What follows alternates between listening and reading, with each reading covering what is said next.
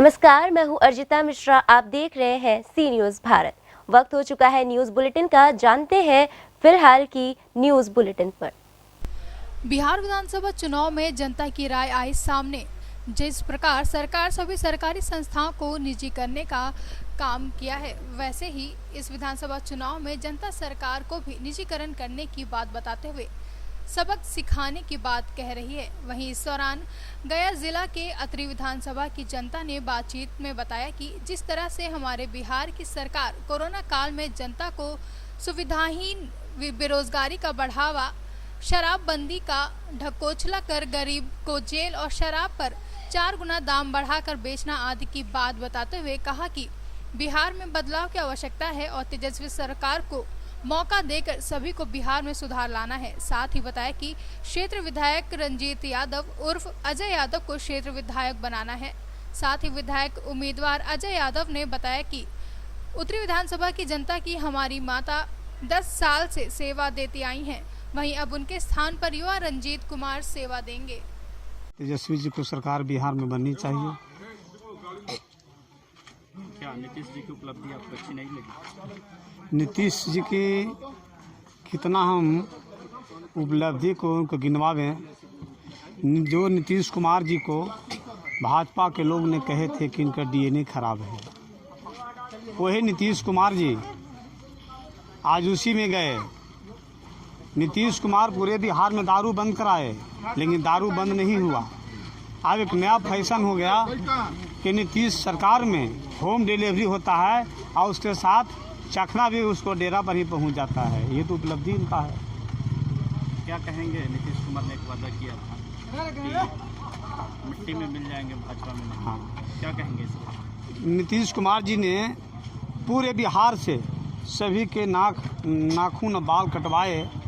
उनका डीएनए का जब मैटर हुआ था, पूरे बिहार की गुरुवा जनता काट कर भेजवाए। आया कहे थे कि हम मिट्टी में मिल जाएंगे, लेकिन भाजपा के साथ नहीं जाएंगे। लेकिन भाजपा में तो चले गए, लेकिन बिहार की जनता अब इनको मिट्टी में मिला देगा। क्या कोरोना काल में चुनाव सही?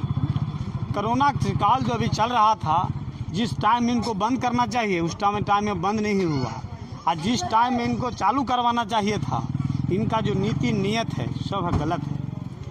क्या जनता जो पैदल चली है कोरोना के नाम पे और अब ये खोल दिए हैं, चुनाव करवा रहे हैं, तो क्या कहेंगे? जनता क्या तो बिहार की जनता यह मन बना ली है कि हमको क्या करना है। जो 2020 में जो चुनाव होने जा रही है, पक्का तेजस्वी जी को सरकार बनेगा। और इस विधानसभा में जो लोग जहाँ खड़ा है, यहाँ का जो हम लोग का राजद प्रत्याशी अजय यादव उर्फ रंजीत यादव हैं, उनका जीत पक्की है और टिकट भी उनका पक्की है। सर परिचय अपना? मेरा नाम अरुण यादव, आरजेडी प्रखंड अध्यक्ष अतरी। माननीय विधायक कुंती देवी उनका एमएलए हैं, उनका विधायक प्रतिनिधि है। मुद्दा तो ये है कि नौजवान है और 5 साल निमटक बथानी अपने प्रमुख काल में जो काम किया है विकास का, उसके चलते हम लोग तमाम साथ हैं। अभी पिछले जो अभी वर्तमान में जो विधायक रह चुकी इनकी माताश्री, तो क्या काम किया? हाँ, इनके माताश्री अतरी विधानसभा में 170 रोड बनवाए। वैसे गांवों में कि आज़ादी से आज तक वैसे गांवों में रोड नहीं था, वैसे गांवों में बनवाए।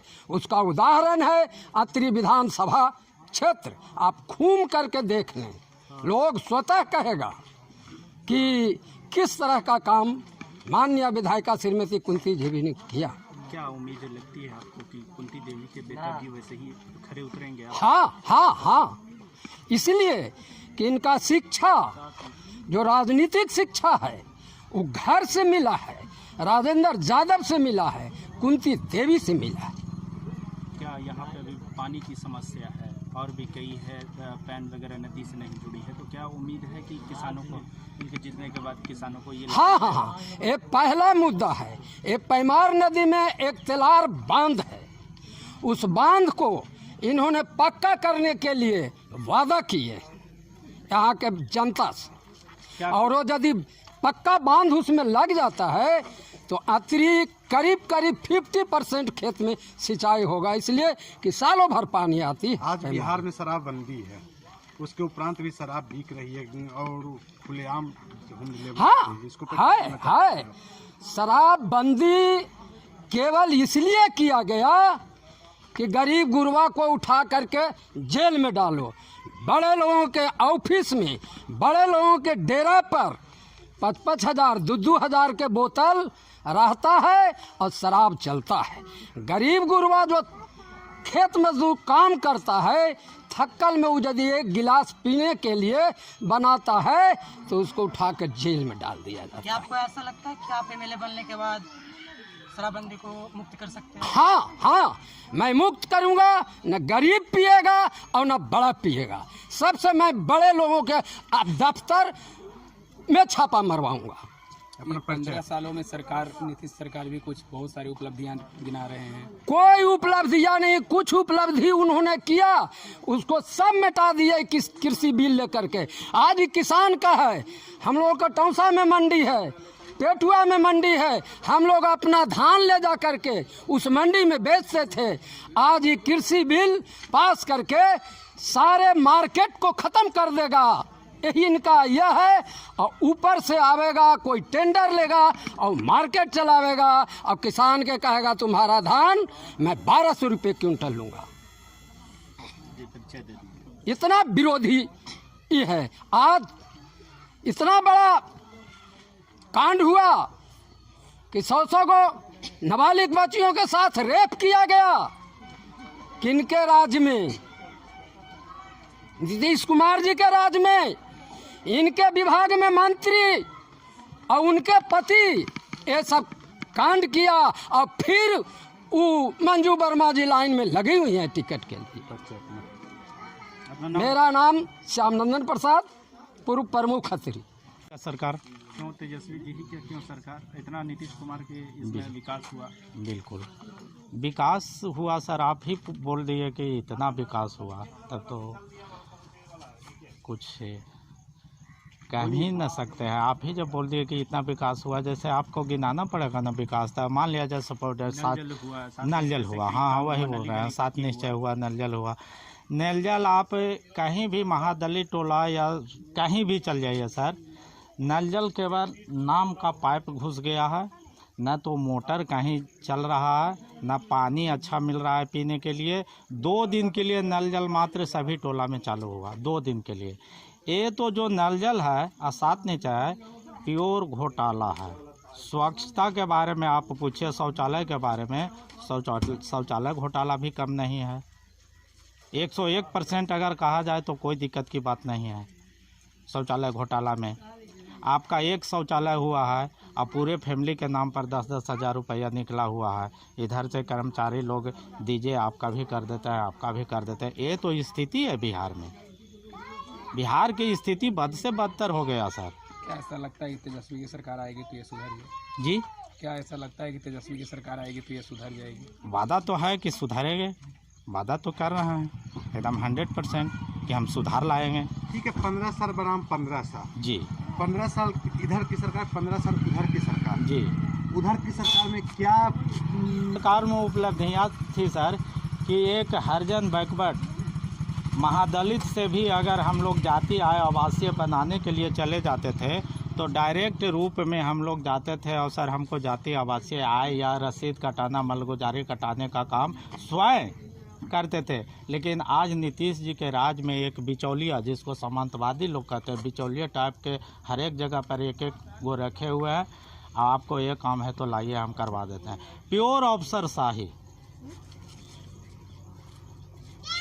क्या परिचय अपन हमारा नाम हुआ सरजू प्रसाद यादव, किस विधानसभा क्षेत्र? अत्री जी। इस बार लोकल कैंडिडेट को किसको देखना चाहिए? तो रंजीत यादव, अजय यादव उर्फ रंजीत यादव, विधायिका श्रीमती कुंती देवी जी का पुत्र। क्या उनके काज? हम लोग से बराबर 5 बरस कंधे से कंधे, हाथ से हाथ मिलाकर सुख दुख में, मतलब कि हर एक समय साथ। घर का बेटा है, घर का बेटा अगर अंधा भी होता है तो मेरा घर का बेटा है। बहुत अच्छा है, कहीं जाने नहीं पड़ता है। कोई भी गरीब गुरबा 10 रुपया भाड़ा लगा करके नहीं जाते हैं। अगर मैसेज सुनते हैं कि अमुक महादलित में किसी प्रकार की घटना घट गई है, थोड़ा सा कांटा भी गड़ गया है, तो खुद विधायिका जी के सुपुत्र आकर के मिलते हैं कि कैसी आपकी हालत है। तो इससे अच्छा हम लोग के क्या मिल सकता है जिससे पानी की सुविधा उपलब्ध हो सकती है। हम लोग का फल्गु नदी जाता है, एक दूसरी है पैमार नदी जाती है। अगर हम पैन को साफ सफाया करवाएं और अगर फल्गु से पानी और पैमार से पानी पैन के साफ करके किसानों तक पहुंचाएं तो इतना सारा तकलीफ़ नहीं होता। आज लोगों में मारामारी चल रहा है कि ट्रांसफार्मर नहीं है तो हाई वोल्टेज के कारण नहीं चल पा रहा है मोटर। ये सारी समस्याएं हैं। ये सारी समस्याएं अगर सरकार चाहती तो पैन साफ करके सारी समस्याओं को दूर कर सकती थी किसानों के लिए। अच्छा, एक बात अभी घमासान चल रहा है राजद और कांग्रेस के बीच में, क्या जी, कहेंगे इसको लेकर के सीट को बंटवारा? ये तो हमारी पार्टी के ऊपरी नेता जो आदेश करेंगे, हम लोग सदस्य हैं उनके आरजेडी पार्टी के, हम लोग उसको मान्य करेंगे। जो ऊपरी नेता फैसला करें हम लोग सभी को मान्य है। अगर यहाँ से कांग्रेस की आ जाती है सीट, हमारे जो नेता शीर्ष नेता हैं, हमारे माननीय तेजस्वी भैया हैं, जो भी फैसला करेंगे उस पर हम लोग सब कायम हैं। मेरा नाम अजय यादव उर्फ रंजीत कुमार यादव और मैं यहाँ नीमचक बथानी पूर्व प्रमुख रह चुका हूँ और इस बार चुनाव की तैयारी विधायक का कर रहा हूँ। कौन विधानसभा? अतरी विधानसभा से। बिहार से सीएनयू संवाददाता अशोक की रिपोर्ट। गया जिला के हेड मानपुर बड़ा इनाया थाना बुनियादगंज वार्ड नंबर 48 के अंतर्गत एक आम गैर मजरूआ सरकारी जमीन जिसका पुराना प्लॉट नंबर 824 रकबा 17 डिसमिल पर पूर्व अंचल अधिकारी द्वारा साइन बोर्ड लगाकर अतिक्रमण मुक्त कराया जा चुका है। इस जमीन पर सभी ग्रामवासियों के आपसी सहमति से विधायक अवधेश कुमार सिंह के द्वारा मुख्यमंत्री विकास योजना के अंतर्गत एक सामुदायिक भवन का शिलान्यास किया जा चुका है। वहीं इस मामले पर वहां के ग्रामीणों ने बताया कि इस जमीन पर सरकारी पंचायत भवन के लिए एनओसी भी निर्गत किया जा चुका है। बता दें कि उसी मोहल्ला के परमेश्वर चौधरी ने अपनी निजी जमीन होने का दावा कर रहे हैं। वे 1975 का केवल दिखाने की बात कही। साथ ही उन्होंने इस जमीन पर टाइटल शूट करने की भी बात बताई है, जिसका केस नंबर 224/20 बताया जा रहा है। मामला यह है सर कि मेरा बाबूजी का दादा का ज़मीन खरीदा हुआ है। यह केवाला 1975 में किया गया है। हमारे बाबूजी एक्सपायर कर गए। हम लोग गरीब परिवार से महादलित से हैं। हमारे ज़मीन पर ज़बरदस्ती गांव के लोग दबंग लोग और हमारे जो प्रशासन है हमारे साथ ज़बरदस्ती किया जा रहा है। हम लोग बहुत मजबूर हो गए हैं, लाचार हो गए हैं, सभी जगह दौड़ रहे हैं, लेकिन हमारी सुनवाई नहीं हो रही है। हमारा मुख्यमंत्री के यहाँ भी दिया हुआ एप्लीकेशन दिया हुआ है, डीएम साहब के यहाँ भी दिया हुआ है, एसडीओ साहब के यहाँ भी दिया हुआ है, सीओ साहब के पास भी दिया हुआ है, कहीं सुनवाई नहीं हो रही है। हम महादलित परिवार से हैं। अगर हमारे साथ न्याय नहीं किया गया, हमारा ज़मीन को ज़बरदस्ती कब्जा किया गया तो पूरे परिवार आत्महत्या कर लेंगे सर। तो इसमें पूर्व में ही एक सीओ यहाँ से बदल गए तो वो एनओसी पेपर भी बना के गए जी। तो कैसे आप दावा कर सकते हैं कि आप? जी सर, उन्होंने हमारे साथ बहुत जतायदी किया है। हमको बुला करके उन्होंने पैसा मांगा था, हमने पैसा नहीं दिया। नहीं देने के बाद हमारे ज़मीन को सरकारी घोषित कर दिया गया और हमने न्यायालय में केस भी किया है। जब तक न्यायालय से फैसला नहीं आ जाती है तब तक हमारे ज़मीन पर कुछ किया नहीं जाए, नहीं तो हम लोग पूरे परिवार किसी पदाधिकारी के कार्यालय के पास जाकर आत्महत्या कर लेंगे।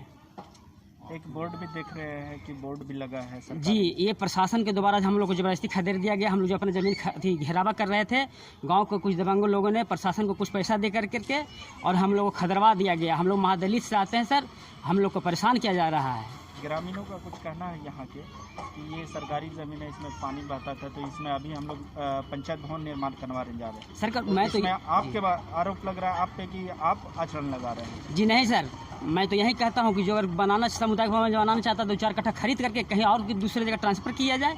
बहुत सा गैर वो ज़मीन है जो अभी यहाँ पर मोहल्ला में किसी का रेवन्यू टिकट नहीं रसीद कटा हुआ है, सबका म्यूनिसिपल प्लॉट है। सब अगर दिखलाता है तो दिखलाए और किसी को यहाँ इस ज़मीन को कहीं पर ट्रांसफ़र किया जाए इस सामुदायिक भवन को, और नहीं तो नहीं किया गया तो हम लोग आत्महत्या करने के लिए मजबूर हो जाएंगे सर।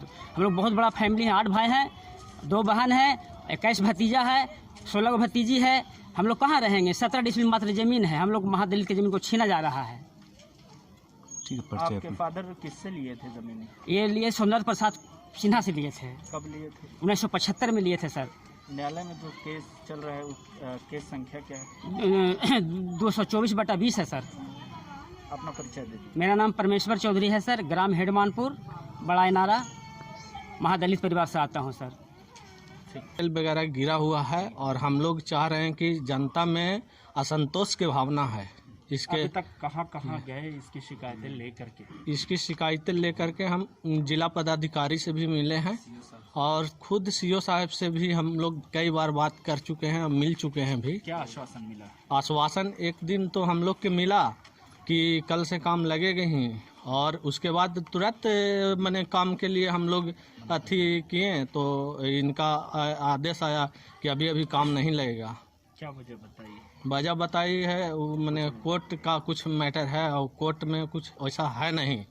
हम लोग भी देख रहे हैं उस चीज़ को, तो ऐसा कुछ बात है नहीं है। जब पूर्व सीईओ ने इस कार्य के लिए एनओसी मैंने दे चुके हैं तो इसके बाद इनका भी मैंने कोई वैसा औचित्य बनता नहीं है।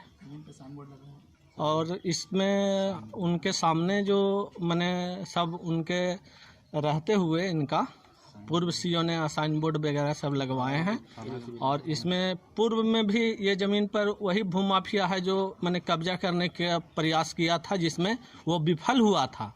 उनका आसपास में कुछ ऐसा प्रॉपर्टी है जो इसकी वजह से वो बार बार इस पे कर रहे हैं?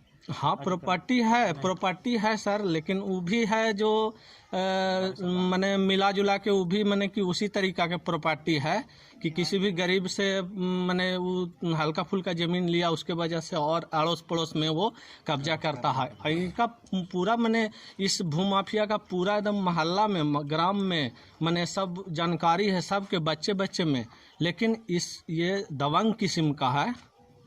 ये भूमाफिया दबंग किस्म का है और राजनीतिक संरक्षण भी मिला हुआ है इसको।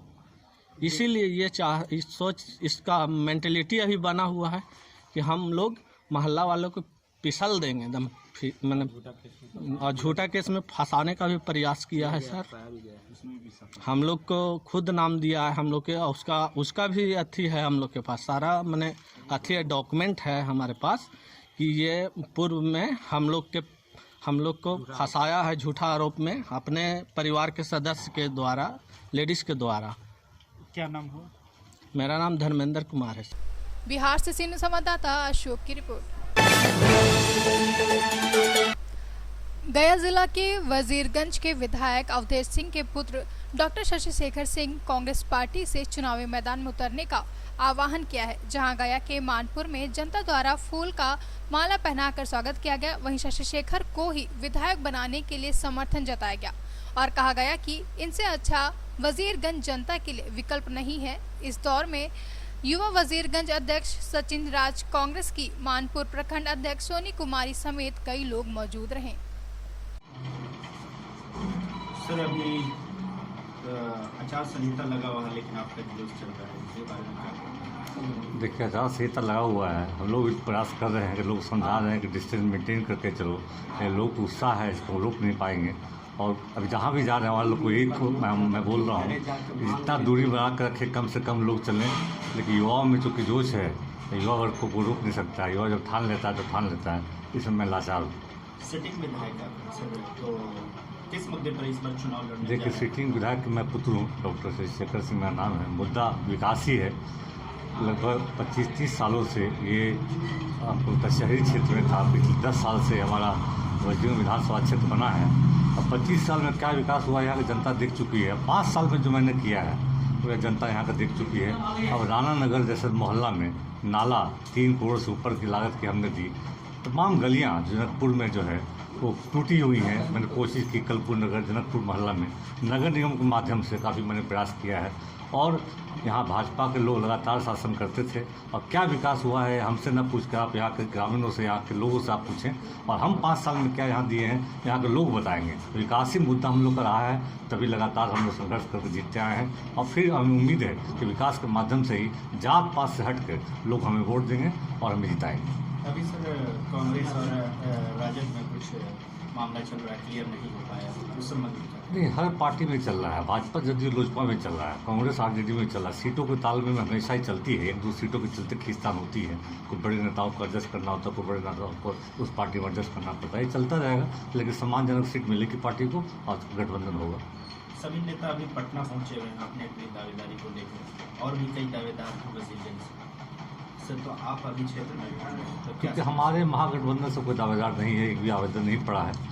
दूसरे दल से तमाम कई नेता घूम रहे हैं, अपने आप को सुनिश्चित कर रहे हैं कम उम्मीदवार होंगे, और उनका प्रयास अपना करने दीजिए, शुभकामना उन लोग को है।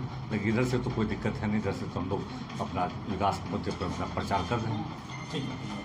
गया से सीनू संवाददाता अशोक की रिपोर्ट।